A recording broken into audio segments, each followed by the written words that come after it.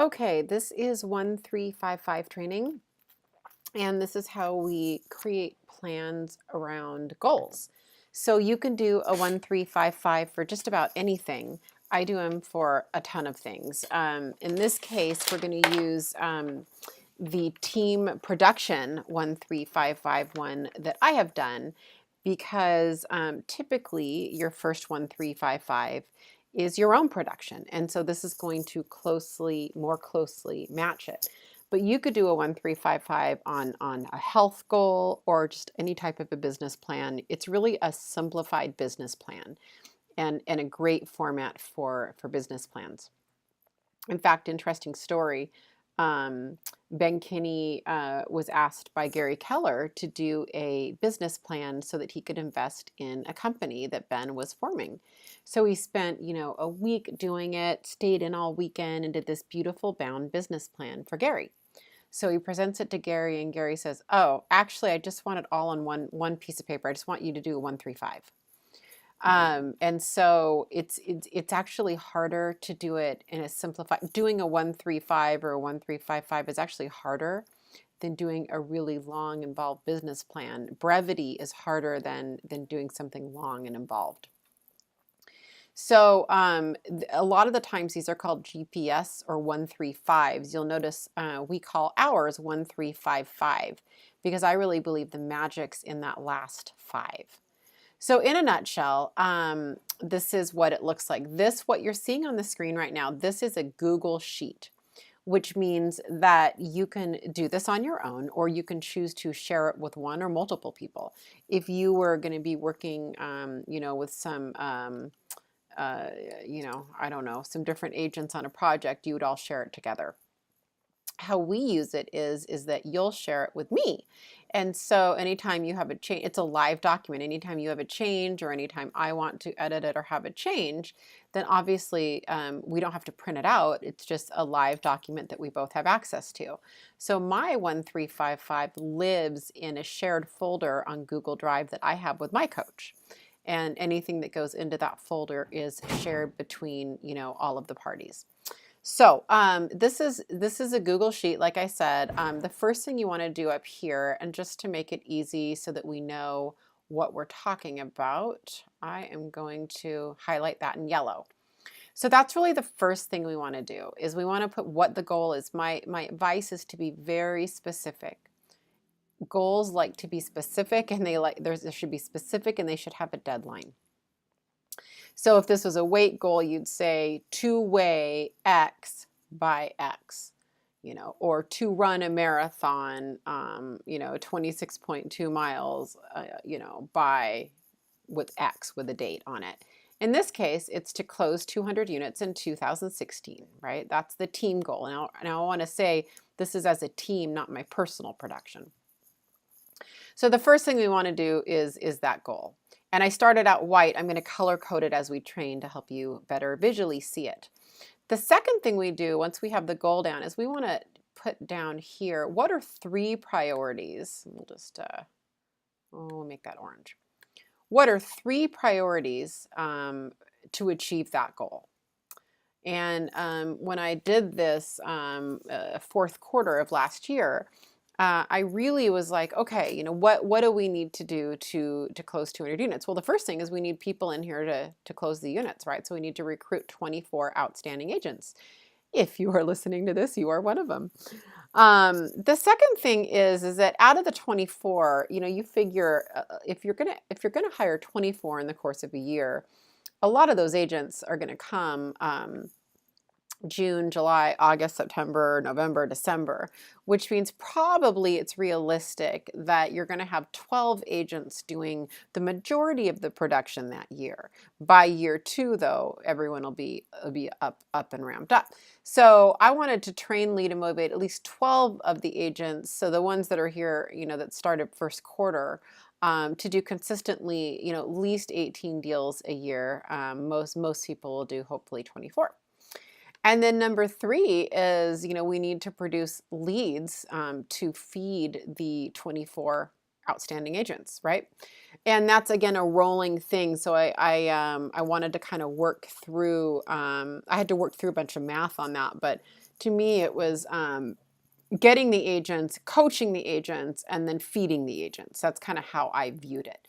But instead of being that broad and general, I just kind of want to point out and show you, I was really specific, and I recommend being really, really specific there.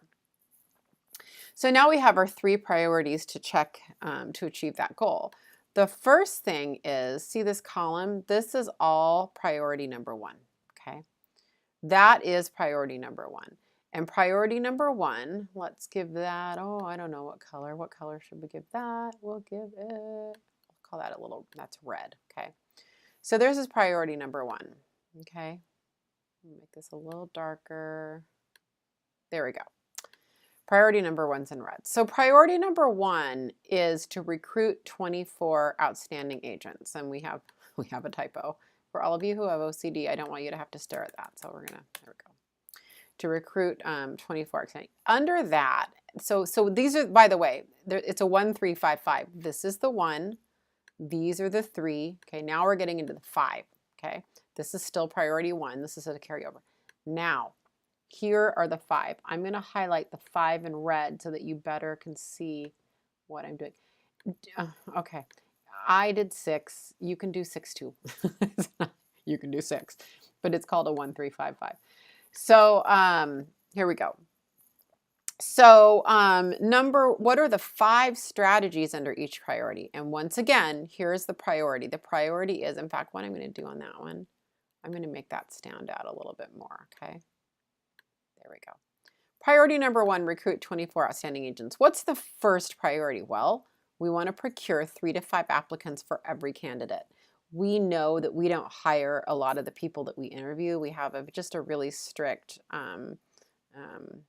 criteria for hiring. And so it's really important that we have 3 to 5 applicants for every candidate. The second priority is just creating a goal every week of having 3+ screening interviews, and then I have a goal of 1 comprehensive interview a week. So if you do the math, that's between 432 and 720 total applicants, and that's about 144 screening interviews for Caitlin and about 48 rather comprehensive interviews for me. So if we're going to hire 24 people, by the time it gets to me, the odds are I'm probably going to hire about 50% of who I interview. So it's about 48 interviews, give or take about 1 a week. Felt about right. And by the way, it still feels about right. And I did this about 6 months ago.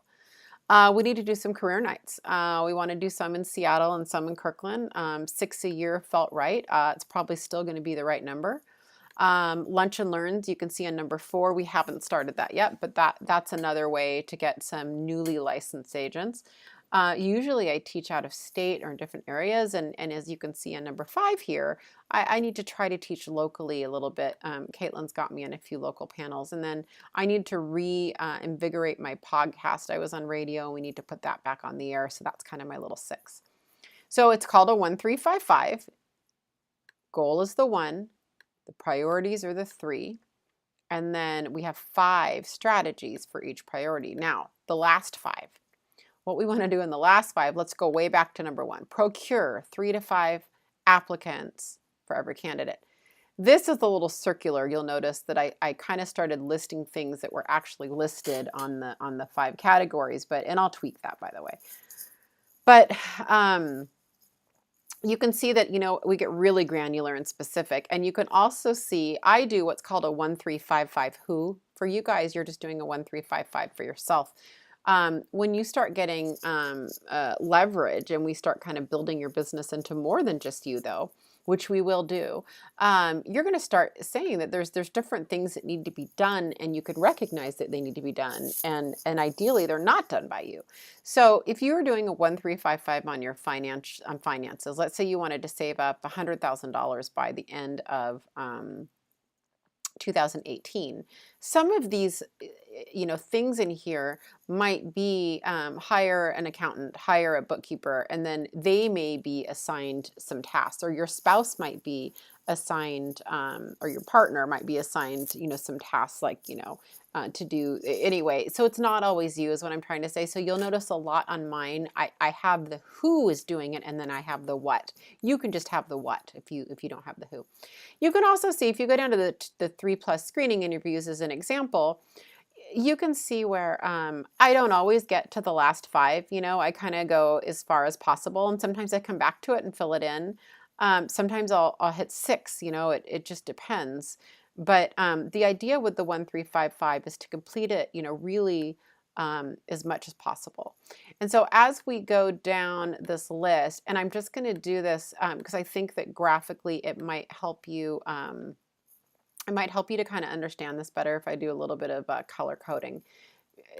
I think it helps the brain sort things out a little better. So if we do this one green, and then we take the 5 things here, and this you know sheet is designed that it will automatically the spacing just works.